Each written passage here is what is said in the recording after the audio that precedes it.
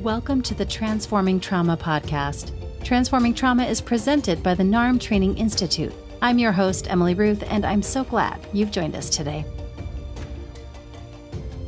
Hi, Transforming Trauma listeners. We're excited to share with you that we are kicking off 2022 with 2 new NARM trainings starting soon in January and February of 2022. If you're a licensed mental health practitioner, we invite you to join us for the Level 2 NARM Therapist training beginning on January 20th. This training will be offered in an online format and is designed to support mental health professionals who work with clients or populations dealing with complex trauma.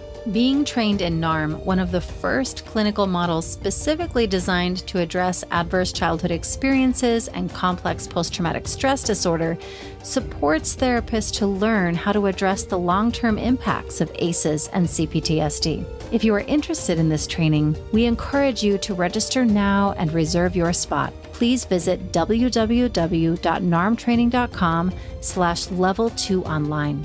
For all other helping professionals, we invite you to join us for the Level 1 NARM Online Basics training starting February 4th. This professional training is designed to support a basic foundation for addressing the effects of adverse childhood experiences and complex trauma. It is designed for substance abuse counselors, educators, coaches, clergy, doctors, nurses, and other allied healthcare workers. For more information and to register, please visit www.narmtraining.com/online-basics. We look forward to you joining our growing international NARM community and are inspired to work with you to bring NARM to your clients and communities in order to transform trauma.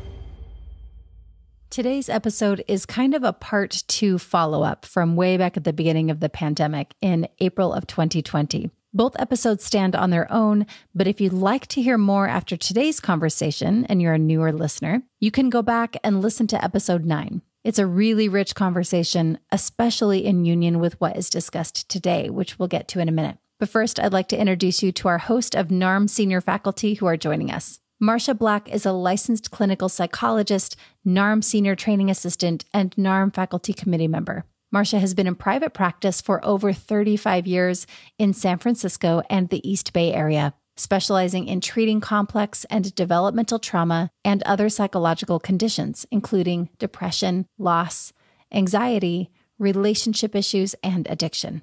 Stefanie Klein is a licensed clinical social worker, somatic experiencing practitioner, NARM master therapist, consultant, and faculty member. She has spent 22 years in her Los Angeles private practice, specializing in treating adults with trauma and anxiety disorders. She has been mentored by Dr. Lawrence Heller, founder of the Neuroaffective Relational Model, for over a decade, and has been honored to assist him in his U.S. trainings. Lastly, we have Brad Kammer. Brad is a licensed marriage and family therapist and professional clinical counselor. He is trained as a body-mind psychotherapist and is a somatic experiencing practitioner, consultant, and faculty trainer, helping to bring SE to various communities around the world. Brad is also a NARM master therapist, senior faculty, and training director, teaching NARM and working with complex trauma internationally. In this episode, Marcia, Stefanie, and Brad reflect on the last year and a half as they share what they're learning as NARM trainers and consultants. They also talk a bit about how the mission of the NARM Training Institute has continued forward and how they've witnessed it affect their students and community. Finally, we talk a bit about what has personally impacted us during the pandemic, as well as how we engage with NARM and experience post-traumatic growth during these times. I hope you enjoy this episode of Transforming Trauma. All right. Hello, friends, and welcome to Transforming Trauma. So the 3 of you recorded an episode at the very start of the pandemic. And Brad, you recently mentioned it would be nice for the 3 of you to come back together and to check in about your learning as NARM trainers and consultants and to share some of the highlights in learning and to reflect on how NARM is impacting the community and the NARM students. So I wondered where you would like to start with that. Yeah, thanks, Emily. Well, first, we just really want to welcome you. We're excited to start this new year with you at the helm of Transforming Trauma. You know, you and I met a few years back in Arizona, and just so happy that you've been part of our community, and I'm really happy to just have you part of the Transforming Trauma family now. So thank you for being part of this. Thank you. So, Marcia, Stefanie, and I, we met together on a podcast episode that came out almost 2 years ago now, right when COVID hit. I think it was March or April of 2020. And at that point, we were just trying to, like everyone, figure out where we were going. We had all these trainings we were doing in person. All of a sudden, of course, that wasn't going to be available. All three of us had clients that we couldn't meet in person with. And we were just trying to sort out what this was going to look like, and also how we could use NARM and what we do to support our growing community. So we just thought it would be kind of interesting to come back, and also fun for us because we love being together, the three of us. And again, it's fun to have you here too. Just to kind of check in, what have we been doing for these last 2 years? Where is this community at? What have we learned? What are the challenges with some of the growth that we've experienced? And we thought it would be useful and engaging to talk about that. Fantastic. Anything you'd like to add on that, Stefanie or Marcia? Well, I just want to say welcome myself. Thank you. So happy to be here. It's so nice to have you. And yeah, it's just a treat for Brad and Marcia and I to be able to be together and reflect. We're all so busy with this rapidly growing institute and community, and everybody is wanting to be so engaged that we don't get a lot of time to sit and reflect. So I'm looking forward to this, to sharing this, and also just to having it for ourselves. Yeah, I would add that this period of time has had a profound impact on our clients, on our students, and on our trainings in ways that are expansive and in some ways have been incredibly positive, because we've been able to bring in so many more people. And we've added the OBT program, the online basics program, which is for non-therapists. And Brad, I'm sure you want to say a little more about that. But it's widened our community in unprecedented ways. So we'd love to share a little bit about how that's impacted us as trainers and our students in our community.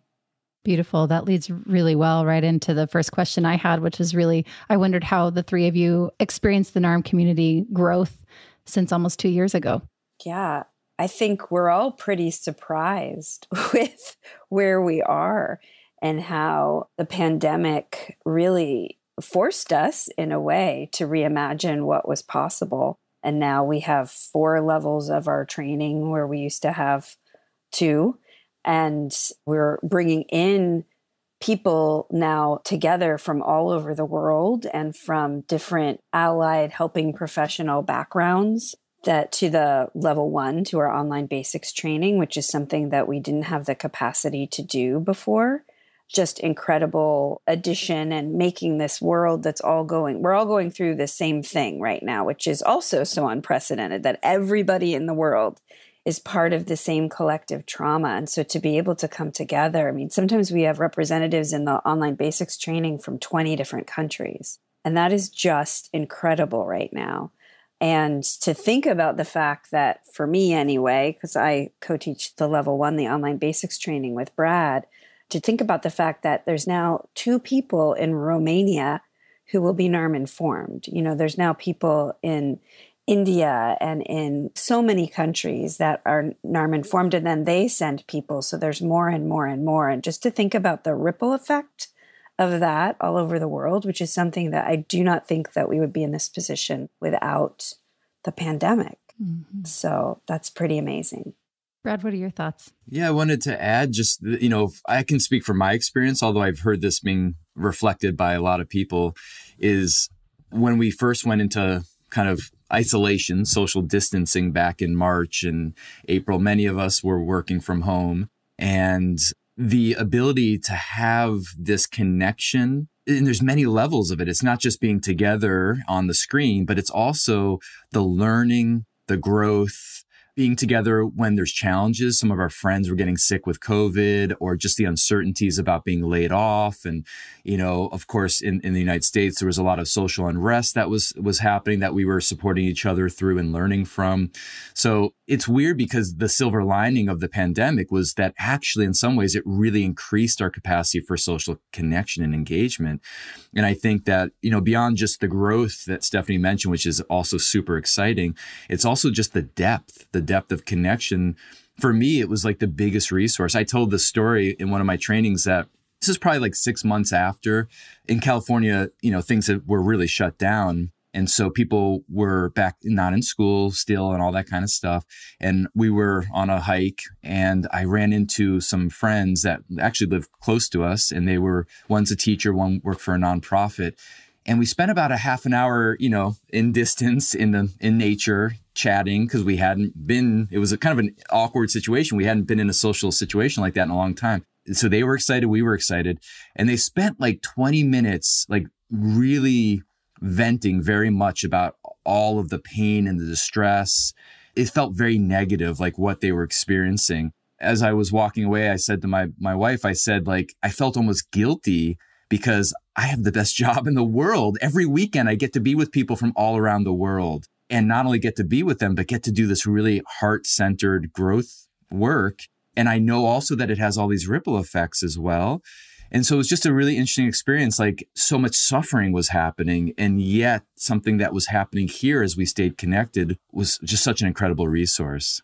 Mm-hmm. Marcia, I don't know if you wanted to add to that. What's touched me in a way is how all of this has also impacted on the NARM community, the wider community, that NARM, it supports a lot of inclusivity and it's unifying in a lot of ways because it speaks to sort of deep dimensions of the human experience. And at the same time, it really honors the individual differences. That's where, the Pillar 1 contracting comes in. And to me, it's been so profound working with a spiritual director in Abu Dhabi or, a body worker in Australia or an osteopath in New York City. And so many people have said they had all these other models before they came to NARM, and that NARM has this way of kind of bringing together a lot of what they've learned in other models in a sort of cohesive way. And I think the podcast speaks to that. We often bring in like Richard Schwartz or, Gabor Mate, and we're looking for what do we have in common and how might our differences support each other. And I feel like that's such a quality of the NARM community, and it's only gotten more so over the year that we've been able to bring in more people and added to the sort of the heartfulness, I think, of holding all of these differences while also finding how much of it we have in common. So that has been a really profound aspect of it to me, this growth over the last year. Emily, I have a question for you, which is you and I met in person. And the idea was after we met, you were going to join a training that we were going to do together the next month in person in Arizona, probably pretty close to your house. And then all of a sudden that didn't happen. And your whole training was online. Like you and I met once, but many of the people you went through the training with, you never met in person. And I'm curious from your perspective, like being someone that had that experience, what has that been like for you? Oh, that's a great question. Because I think in the beginning, there definitely was some grief of like, oh, I really wanted to be with these amazing humans in person. I really, really yearned for that. But one of the cool things is like, as we went through the training, I kind of forgot I hadn't met a lot of the folks in person. Like I just forgot that. In fact, I'm still in touch with several in my cohort. We meet weekly, a lot of us. And it's just been so cool that I feel like I've met them in person. It was much more seamless than I thought it would be. So initially there was that grief, but then also I think maybe the beauty has been that we have stayed so connected. And I don't know, I hadn't experienced a NARM training prior to that where it was different. And so I don't know how different it would have been, but there's part of me that I wonder if we've stayed so connected because that was how we initially connected, was online. And so it's just been so seamless. We meet every week. So that's been really cool. I like hearing that from the perspective of a student who went through the process all online, because from the perspective of trainers and TAs and consultants, we're often talking about how kind of blown away we are that the heartfulness of the model and the depth of the model comes through, and people really seem to feel it and are impacted by it in the little Zoom boxes that we meet them in. And that's amazing that it can sort of penetrate. And at the same time, we also always have these conversations about how we miss, what happens at the snack table, or just that all of that natural flow. And it's a little harder to feel like we know everybody, A, because the trainings have gotten bigger, there's a lot of demand, and B, because we don't have that physical time in person. And it makes me think about the way we hold different experiences internally from an NARM perspective is, our approach is to hold both the grief with the joy, and they actually enrich each other. That the more that we have the capacity to feel the grief that you mentioned, the loss, whatever, the anger, all the different feelings that human beings consider more uncomfortable, more difficult, the more capacity we have to also experience and receive the feelings that feel more pleasant. So just reflecting on that from a NARM perspective. Yeah, it's funny too, because now I'm thinking about how a few of us did actually get to meet in person just a couple months ago. One was passing through town. And so one kind of made a little bit of a drive and I made a little bit of a drive and we met. And I was a little worried that I would feel super awkward because we had only ever met online. And it wasn't at all. It was so beautiful to be able to be with each other and connect. And so I think that just really speaks to how seamless it's been for many of us in this process. I think that speaks to some of the aspects of our training, how we do the training that embody what we are teaching, in that we have these elements that are like, we have a monologue often where two people come together and they just share heartfully with just being listened to and some deep connection. Some people have never had that, just being able to be listened to without interruption or judgment. And then we have triads where people maybe have more of a dialogue in a small group, or we have these active coaching experiences where we focus actually on the experience of each of the people. We're not just teaching them how to do something. We're having people focus on what it's like to be in it and to share their experience or reflect. Brad often does these, and Stefanie, these reflective exercises. And I think that really helps to create more of a sense of connection and a personal involvement than maybe some of the webinars and things that I've been to myself and other teachings, so that you almost feel, I know in my breakout groups, I feel like I've met these people in person. I kind of forget. Some of them, I've never seen them actually outside of a Zoom screen. Very touching, actually. Yeah, I think what Marcia's saying also speaks, which we never have had really a chance to talk on the podcast so much about this, but just like what the mission and vision of this institute really is, which is a community. I mean, so many of us work on islands with very complex clients and families and complex communities and settings. And in fact, a lot of this, quote, support that we receive is often not very supportive. And so here we come to have a place that we come for learning. We come to be in community. We come to expand, different ideas and how we apply it and research and advocacy and all that kind of thing. And it feels like we've moved away from these institutes where people have a professional home. They have a professional community. And, I'm kind of a nerd on these things. I study all the different psychological models. And in the early days, the reason why psychoanalysis became so big is because they had in each city an institute, and the institute became a professional home.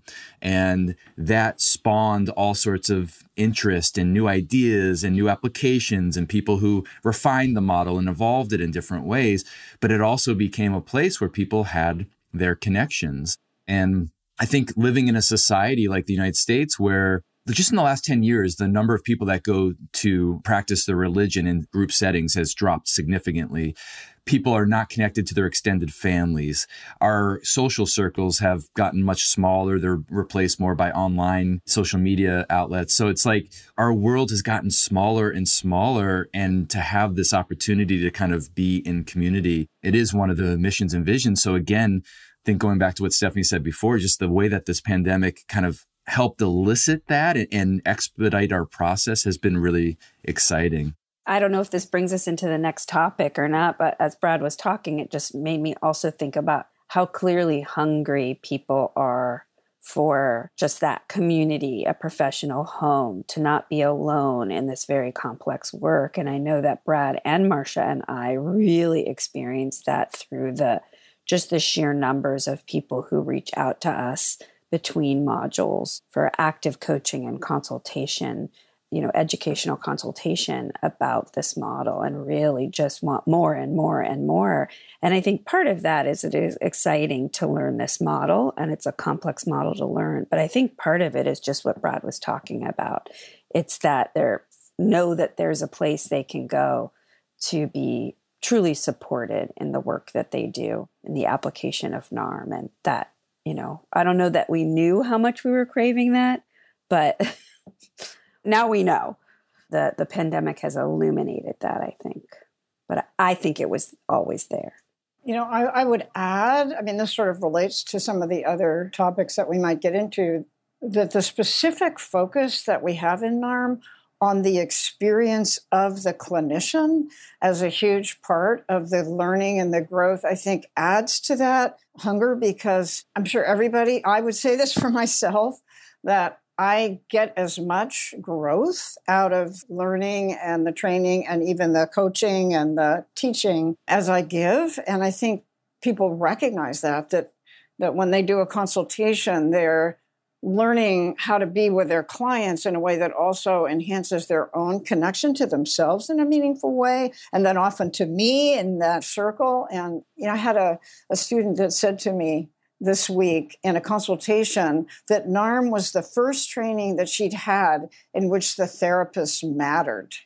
And I thought that was such an interesting comment, because we focus on the therapist's experience as a way to use the relational piece in NARM. But of course, to do that, we also have to explore what's something that might be coming up for us, how that relates to our own experience in ways that we get to grow. And I think that really adds to the heartfulness and the connectedness of why people are drawn to this, because they're part of it. They're not just learning how to do something, they're learning how to be in an experience that's really profound to share with another person.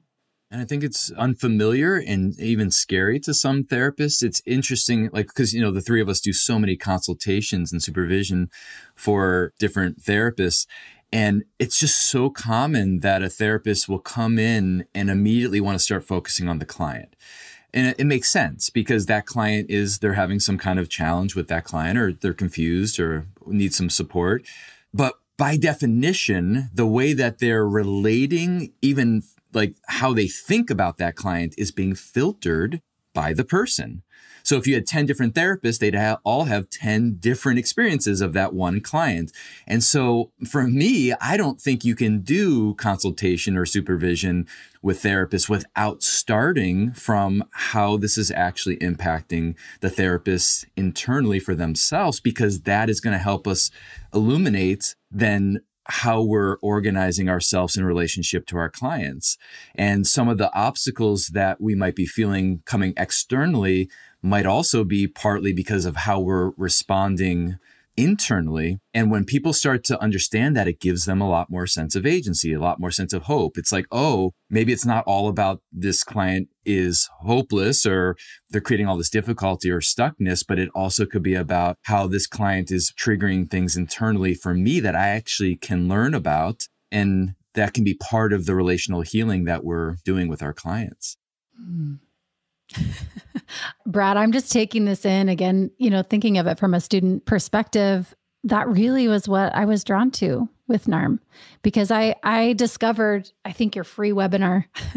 I had just started school. I was kind of in the middle of my program, and I had really been researching, as a grad student, you get discounts on any kind of training you do. So I had just looked at everything and kind of was making plans about what I wanted to dive into. And I found that webinar, and I was really pulled to exactly what you just named, feeling like this is something where I can show up.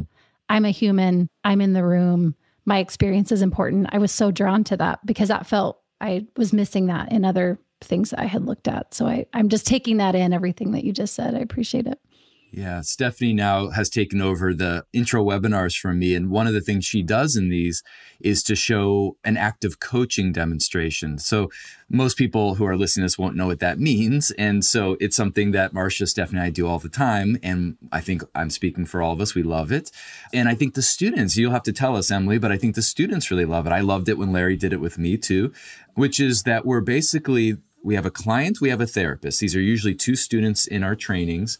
And the trainer is coaching the therapist as they're working with the student. And a big part of the focus is about the therapist's experience of being with another human being.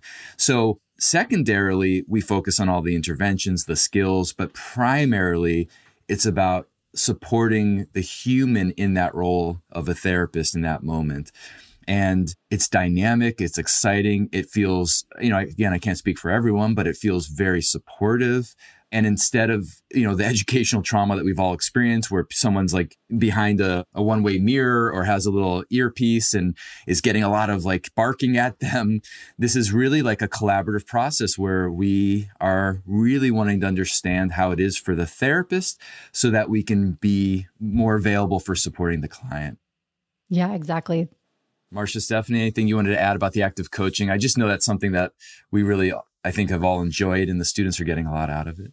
I think it's just a powerful, like a parallel process, because we also view the work with clients as collaborative, that we're not coming in as the expert to fix them. We're coming in kind of as fellow travelers on the trail, so to speak. And in that, just like in the active coaching, we ask the student to share what they're experiencing. We share our experience sometimes as active coaches as, I'm not sure whether to do this or that. And it models, as the therapist, the possibility of being able to say, so I'm of two minds, or, to include the client in a way that supports their agency and where we can even, at times, even bring in our own experience, whether explicitly or implicitly. I had a consult this week where a student was talking about being stuck, where she was describing that almost everything she offered the client was dismissive of. And the therapist consultee was saying, I felt really frustrated and diminished by that. And so we were able to look at, well, her experience was partly a clue to some of her own history, but it also was probably a way for her to know what the client was experiencing in her own family of origin. And once we did that, it just opened it up. It's like, oh, her parents dismiss everything that she offers, and so she feels helpless and powerless and frustrated, but she can't direct that towards the parents, so she just shuts down herself. And that use of that, what's your experience, is such a huge part of what we teach. There's also this really beautiful, I don't know if macro thing that's happening when we're active coaching that people often comment on, which is, the whole institute and the whole training model is built on mentoring and all these different levels of mentorship. And there's something really kind of profound that happens. Brad often describes it as there's like almost a grandparent in the active coach role with a parent in the therapist role with, of course, there's no child in the room where we're doing this with an adult, but with somebody who's receiving support. So it's almost like multi-generation family. And there's something so powerful that the person in the client role will often comment on, that is when they hear these two people working together to support them. And also when they see the kind of the grandparent and the trainer supporting the parent in reflecting on their own experience, something really settles for the student. And I think what we've inadvertently created are some of the ingredients of secure attachment. Sometimes people often comment that they wish that all therapy could be done that way, because they'll sit for like sometimes 10 minutes, hearing this conversation going on between the trainer and the therapist. And that becomes almost more impactful for them than anything else for the person in the client role. I hope this is making sense as I describe it, because it's like, what would our lives be like if parents had the support they needed from their parents, because their parents had the support they needed for their parents? The child would have been okay. And that just lands very powerfully through this active coaching model. Yeah, Stefanie, I was feeling just really touched as you were talking about that, because that was absolutely my experience, completely my experience. As I was watching the active coaching, I felt so supportive as I was sitting in the client role. Really beautiful. Yeah. And, now we're getting into some personal territory, but all four of us are parents, and we all have different relationships with our parents and how they were as support or not support for us as parents, and how they were support or not support for our kids, their grandchildren. And I think there is, when Stefanie, you were saying this, I felt touched about that too, because I think that is part of what ends up happening around educational trauma. Like, therapists are some of the most dedicated people in the world. They're spending a lot of time, a lot of money to come into a training like ours. And we want to do the absolute best we can to support them. And yet they have all of these strategies they've had to develop. We've all had to develop to just manage all of the fear and the shame that we received growing up about learning things before we've even been taught them, and all of the different pressures that we've experienced, that we've internalized. And I think it's another element of some of the transformation that happens for therapists that come into our training. They're just signing up thinking they're going to learn this new model for working with complex trauma. And then here they come bumping right up against these very deep and often unconscious patterns. People in our training are talking about how much pressure they're putting on themselves, how they're working so hard. Their minds, by the end of these weekends, their brains are so fried because they're trying to figure it all out, which is often a disconnection from them just being able to be present in their bodies and in their experience and in their relationship. And I really think a lot of this is because of the educational trauma that we have all experienced. And so there's another element of what we're trying to create here that, again, as Stefanie said before, it's amazing how nice this kind of transitioned over to doing this online, is just the way that we are really all in this learning together. I mean, Stefanie, Marcia, and I, we're the lead trainers of this institute. The three of us are consulting all the time about the challenges that we're having and providing mentorship and support for each other. And Larry also has provided mentorship for us over the years as well. So it's like we're all doing the same thing at the same time. And hopefully that does start to ripple into our clients and into their lives as well. Marcia, you told a story recently about a conversation you had with Brad when you were about to go into a training. I was just thinking about that. It's the one about you asked him how to prepare. Yes, right. Yeah. I was just thinking about that because it comes from my own learning kind of experience where we were going to do a TA training on diversity, equity, and inclusion. And Brad had laid it all out, the slides and everything. And you and I were going over them. And I wanted to go to the internet and find the glossary of terms. I thought, I'll just go, some of these I want to get it right. And Brad was like, no, don't. And I was frustrated, and I let myself feel that. And he was so great. Brad, you were great with my, just kind of sitting with my, like, I want to go learn. I want to be prepared. And finally, I sort of got it. No, actually, that's the old model.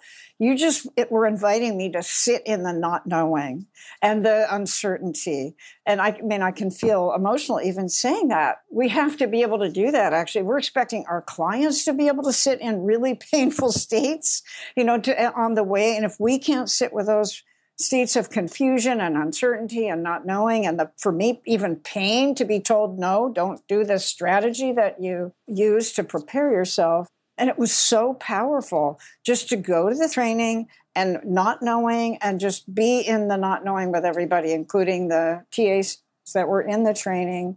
And so much more came out of that for me, including the capacity to sit in uncertainty and some degree of suffering and moving in a different direction than my normal preparation. And so a little bit of walking the walk of what we try to teach our students there. When you use the word powerful, and I think that is such a big piece of this model, is understanding that not only is not knowing something that as human beings we have to tolerate, but it's also there's so much power in not knowing, letting ourselves have these, we call them in NARM, beginner's minds, and be open to the experience in the present moment rather than protecting ourselves with all these strategies. That's powerful. Like you just said, Marcia, what can open up when we can show up with a client in not knowing, show up with ourselves in not knowing. And our own vulnerability. I mean, there's something that's so deeply opening in terms of connection from that place with another human being. And I think that's one of the things that's so enlivening about this work. I mean, I've been in practice for over 40 years and been through many, many different trainings. And I would say that at this point, partly because of the community, Brad, you were talking to that we're creating and how meaningful that is, and partly because of the model and how it really keeps focusing us on our own growth. It is probably the most enlivening time that I've had in my 4 years of working. Like, I'm not tired. I feel excited when I go to work. It makes me think about some of these old strategies you said that, you were learning to sit with in a new way. And I think I can't speak for you, Emily. I haven't talked to you enough about it, but I know for the three of us, these last years in NARM, that's all it's been. It's been about challenging these old strategies. And every day we're waking up, making the decision to continue to be with that experience. Some days are easier than others. But I was just thinking about, like, when we were talking about the diversity, equity, and inclusion training, it's like, so much of that old trauma is about getting it right. And I am really deepening into this acceptance that we will never get it right. It doesn't even make sense that we'll ever get it right. It's all a process of learning. And if we can bring that humility and vulnerability, then there's no end to the learning. And I believe that it doesn't just exist in that area of learning around diversity, but it also in terms of our clients and in terms of our own growth. You've heard me tell the story in classes because I always think it's funny. I've had clients that are 18 years old and 80 years old say the same thing. They'll get to this point where they're like, oh my God, I can't believe that I haven't known this already. Like, I've been doing all this work. It doesn't matter if you're 18 or 80, there's always going to be more work. And that's exciting from my perspective. There's the deepening of that. There's how we can learn as our strategies start to quiet down, how to be more expansive and have greater capacity. Brad, can I just say as a NARM student, how settling that has been to hear you kind of teach that. And it's really helped me just shift into a different perspective of being excited that, oh, this is another area of potential growth, instead of shaming myself for, oh, I should have already known that, or I should have done it this way or said that or whatever, to just be open to the possibility of like, oh, wow, this is a new area I get to expand in. It's so nice. And I feel so fortunate that I'm finding this at, basically the beginning of my career, because I feel like it's just going to help me go in a direction of having more space to learn all of that. I just love it. Yeah, I often feel jealous, Emily, of people who get to learn this at the beginning of their careers. And I notice how hard it is.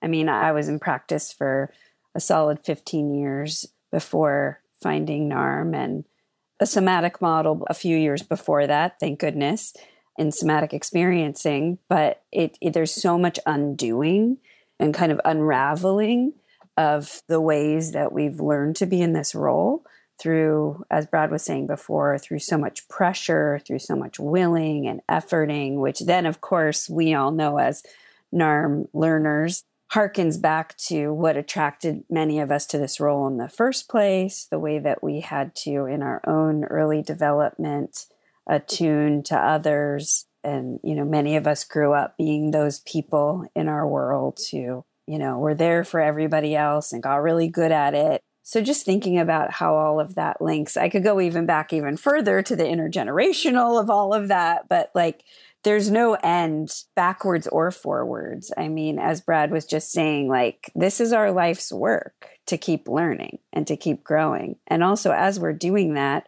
we're healing backwards. We're healing these intergenerational patterns because we chose to show up and start reflecting on ourselves for whatever reason we did. And that for me, and I think for all of us, we really feel the impact of how that sort of heals the intergenerational trauma as well.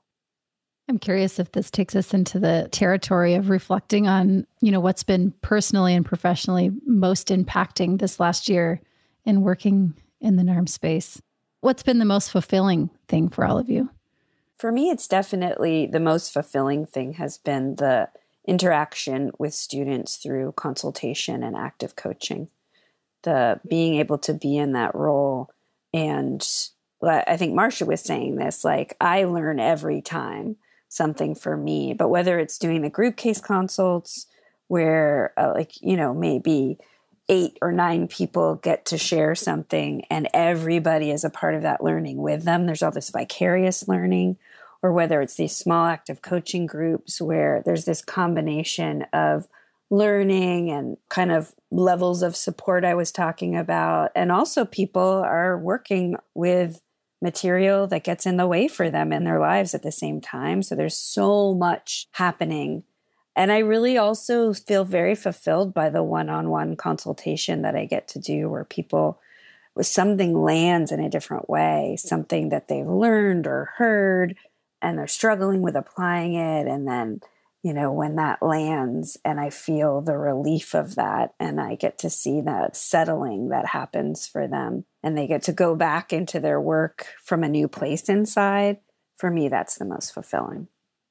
I would echo that. I mean, for me, it's definitely in the connections. And one of the things in the active coaching is that, we were talking about the coach to the student practitioner to the student client, but there's also the rest of the group, whether it's a small group of 3 or 4, or whether it's a group, a little bit larger breakup group, that's in the resonance. And it's been incredible to see how when people witness a sort of heartful experience, that the people who are watching and tracking are opened up and will talk about how they got something out of it, or if they're doing the next practice, it opens up something even deeper for them. And I had an active coaching last weekend with 3 graduates. And I mean, at the end, I think we were all crying. I mean, it was so profoundly moving. And each one built upon the other in like a really kind of, it was like a flow, because of staying with that openness, the vulnerability, the curiosity, the spaciousness. Even within the group, there were some differences between, how people were orienting to some aspects of the pandemic and yet being able to hold those with such tenderness. It was really very moving and kind of, I felt enlivened by it, not just for the rest of the day, but, throughout the week, to have been touched in that way by that connection to the 3 people that I was working with and within myself. Yeah, I think for me, it's exactly the same. It's funny because when I tell someone that what I do for a living, I'm a trauma therapist and trainer, people that aren't in this profession are like, whoa. And then I tell them almost every weekend for the last 2.5 years, I have been in a trauma training. And then people are like, whoa, really interesting responses that people will have to me. And I wish I could really articulate how exciting and fulfilling these experiences are. Oftentimes, I'm tired at the end of the weekend, but I could spend the rest of the week continuing to be in this group. A lot of people like to go to football games on the weekend or like to go to the theater. And for me to have this opportunity to be with people that are interested in learning and healing and depth and connection and vulnerability, challenging themselves, caring about the world. And I mean, all of these things happen in one place. It's pretty dynamic. And then on top of it, it's also professional, which means that we're all enhancing our skills. And for me, I look at therapy as a craft. And I'm always, since I got into this field, probably before I got in this field, I was already enhancing some of my skills. And for me, this is so fulfilling to be having these opportunities to become more refined and sophisticated in this kind of work. So I find it incredibly fulfilling. I love that. Yeah, I'm just thinking about over the weekend, I was watching a documentary on trauma, and my 2 older boys, I've got a 14 and 11-year-old, and they came in and they sat next to me and they got into it. They were really interested. And I'm just thinking about how all of this has been informing my parenting, how I'm showing up as a mother in a different way that's been really satisfying and fun. So yeah, I appreciate hearing that from all of you. What's been the most challenging parts? I can start with this because I'm in the middle of finishing a book right now that will be coming out next year. It has 2 sides of it. One side is part of my mission, part of my passion is about making this work more accessible so that people can find this work, don't have to come and spend weekends and spend money to come to a training. They can, hopefully start to really understand some of these principles and start to apply them just from this book. That's my hope. But the other side of it is that I've been sitting with my own I'll call it educational trauma. I mean, my perfectionism, the pressure I put on myself, how I work so hard, and sitting with my own internal processes. I'm trying to write this book has been incredibly painful. And also, again, I've learned a lot through that process. So it is challenging to really deepen into this model because it's an invitation to go to the next obstacles internally. So on some level, I love having that opportunity. And on another level, if you would have talked to me last week when I was on my week away writing, which Marcia and Stefanie did talk to me, I wasn't in the same headspace because I was really pushing my edges around my own trauma. And that is challenging. And it's also where the work is. So I think for me, that's part of how I really empathize with students that come into our training because they're getting challenged in big ways. And you know what? They're going to go back and use NARM to challenge their clients too. And so the fact that we're able to sit with both sides of it is going to, again, have this ripple effect. So that, at least that's the story I tell about it. Yeah. I would say that for me, I guess this is really, in essence, what you're saying, Brad, about yourself.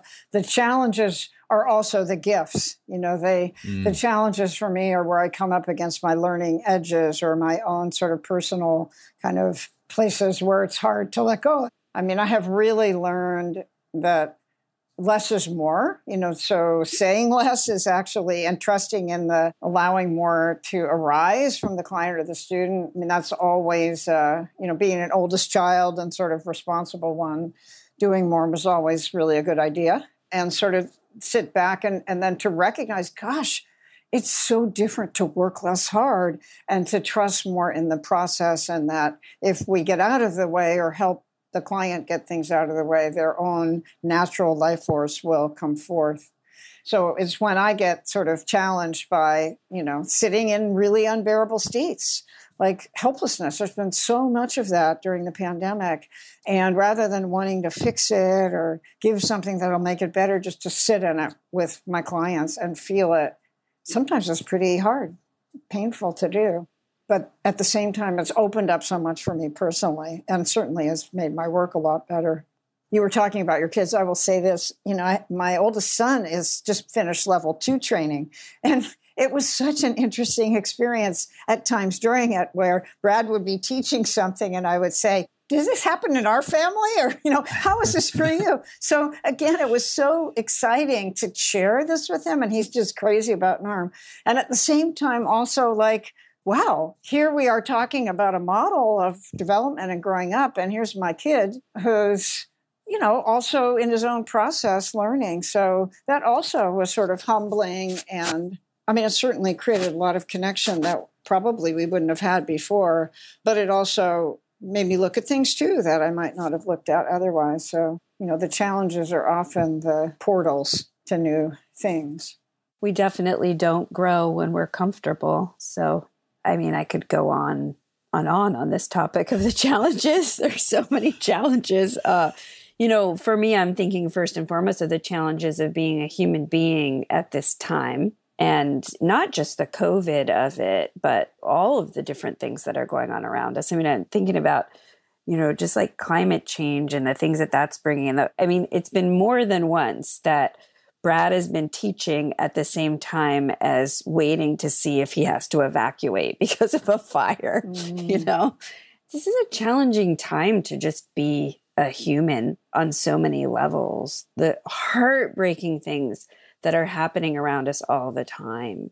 And in this past 2 years, the things that have made the social justice movement come up and out in such a big way right now have been heartbreaking and horrific. Things that are happening all over the world. So it's challenging to be a human being. And then on top of being a human being, my role as a human being, I still have a practice. So my role is to support other human beings who are going through the exact same things that I'm going through. And that's very different for a therapist. I mean, sometimes we're working with people who are going through something that we've gone through, but this is different. This is very different. So that's very challenging. And then I want to add just professionally, because that was more professionally, like Brad's book is a step for him. I'm newer to teaching, and my educational trauma and my strategies to pressure myself have to do with being like somebody else. Like, how do I teach this model that Larry created that's so brilliant and incredible, but I can't do it like Larry, and I can't do it like Brad, who's been teaching for 25 years when I haven't. So how do I embrace teaching this model as me? That's been an important challenge and a painful challenge. So painful at times that I just had a birthday. I just turned 55. And in our family, we write songs for each other, satirical songs. We make fun of each other. And so my husband wrote a song about NARM and my relationship to NARM and all the times that I run out of my bedroom office screaming about how I can't do something or I'm not going to do it well enough. And so I was so surprised by it because this wasn't, it's not something we do every birthday. It's for big birthdays, but he put his heart and soul into a song about NARM because of how much he has to hear about it. Oh, I love that. How about you, Emily? Any challenge for you? Well, I don't know. You all kind of have named little bits and pieces of what I'm just getting a flavor for, just a taste of, since I'm really at the beginning of my work in this way. But, you know, I'm kind of at the starting line of like, okay, I'm not pressuring myself. I'm just like showing up as a human. And I must say that, you know, Marcia, I'm just getting to know you, but with Brad and Stefanie, what I've really enjoyed in the interactions that we've had and in the trainings I've been in is you're both able to just show up as humans. And that has given me permission. You know, I feel like I can give myself permission to just show up and be a human. I mean, even in this new role and with this podcast, kind of gearing up for this, I was like, I'm just going to show up and be myself. And maybe I won't be everyone's cup of tea, but I get to just be me. This is the only person I know how to be. So I would say that's pushing my edges in a way that feels new and good. It's kind of refreshing to be able to just show up and be me. So, yeah. So touching. Yeah. That's so nice. So I'm curious, what's in the future as we look ahead to 2022? What's on the horizon? Well, you doing all kinds of really cool podcasts. Yeah, really excited about that. We have a great a year planned with all kinds of really interesting guests from within NARM and also people that will continue to be having conversations from outside of NARM. We're excited about that. And, you know, I'll let Stefanie and Marcia answer for themselves. But for me, I am feeling good about this book that will be coming out next year. Again, the mission is to bring NARM out into the world. And then I'm going to continue learning for myself about how to make these trainings better and how to make our institute better. And for myself, just continuing my own personal work as well. 2022. Well, one big change that's happening in 2022 for me is that Brad and I have been co-teaching the online basics training. And I'm going to be teaching that on my own in 2022 for the first time, which is exciting. And, you know, also a step. It's also growth. It brings challenges with it. Brad has been a really incredible resource and mentor to me in finding myself as a teacher and also just in learning all the things that one learns in 25 years of how to hold a group. So I'm excited and obviously a little nervous about that leap, but mostly excited. And, you know, we're really hoping in 2022 that we're finally going to be able to bring people back together in person. And we've also really learned that there are many people that say to us, I would have never been able to take this training if I couldn't take it online. And so our whole model has changed. And we're really thinking in the future about hybrid, where we'll be live streaming so people can participate if they can't travel or just it can make it more affordable for people to not have to travel. So that's amazing. And then we can still be available to more local communities or people who want to travel to have that in-person experience. Obviously, as an institute, that's going to be a lot to navigate and learn how to do smoothly, but we learned how to move this whole thing online. So we definitely can learn how to have a smooth hybrid class. And I'm very excited about the potential there. I love it. I'm excited and nervous about that because of co-piloting the master's class next year, which is planned to be hybrid, and just going as the lead assistant. How are we going to do this? How's this going to work? It's, you know, what's been great is asking students. A lot of students, my son who teaches in graduate school, just other people are out there to kind of give support and ideas, but that's going to be certainly a growth edge. I was looking forward to the San Francisco training is sort of, I'm the co-parent to Brad of the San Francisco training, and we didn't get to do that in person this year, so that was kind of sad. I'm hoping that we get to do the master's class in person as well as hybrid, but that's going to be a learning challenge for me. But Brad's always great about pushing me to be able to think that I can do more than I think I can do, including we've added, I don't know if you mentioned this earlier, I don't think so. In addition to the consult group, we've added this active coaching consult group that's going to start in November and that all three of us are going to do. Brad's leading the charge there on that. But again, that's a growth edge for me. I haven't done that before. So it's kind of pushing myself to be in the unknown and to be in uncertainty and not run to the internet to prepare for 20 hours beforehand. So anyways, it always turns out so great. I'll go into those consults thinking, I wonder how I have 50 people or something in the one tomorrow, just a huge group. And I'm like, wow. And it's such a rich group. It always is. I walk away going, that was great. Even though in the beginning I'm thinking, what am I going to do to entertain these people for 2 hours? So that's tap dance, Marcia. That's my growth edge right there. Yeah. I love it. Well, as we kind of wrap up our time together, I wonder if there was any final thoughts any of you had. It's just really enriching to be here together, the four of us, and to reflect in this way. It just reminds me of how important it is to pause and to make space to see where you are. I mean, I was like, okay, this is in my date book, like do the podcast, right? But, then you do it, and I've just gotten so much out of it. So I'm appreciating that right now. I would just say, to me, probably in this moment, the most meaningful thing is being here. And thank you, Emily, for making this possible with Brad and Stefanie. I mean, the two of you have been like together with me in this journey since the very beginning. And there have been challenging times when I think Stefanie, you used the term, we're building the plane while we're flying it, and so much demand. And sometimes we can barely talk to each other because we're so busy. And yet sometimes, to be honest, the thing that is the strongest glue for me is how much I care for the two of you and how meaningful it is to be in this journey together. And in this moment, I'm just kind of feeling that kind of boils down to, it's been like 10 years or something. And you're both just super important to me. And it's just so sweet to be here and kind of celebrate and, to appreciate both of you, what you've done to get us here. So feeling a lot of gratitude. Thanks, Marcia. I was feeling into the same thing, just like how, the three of us have this deep heart connection, and now we get to include Emily in this, and just really, again, happy that we had a chance to do this. I hope we'll do this again, maybe later in the year or the following year. And Emily, just welcome again. Thank you so much. Yeah, thank you. Thank you. Thanks so much for joining us for today's episode. To find more about our guest and their work, check the show notes or visit us at narmtraining.com/transformingtrauma.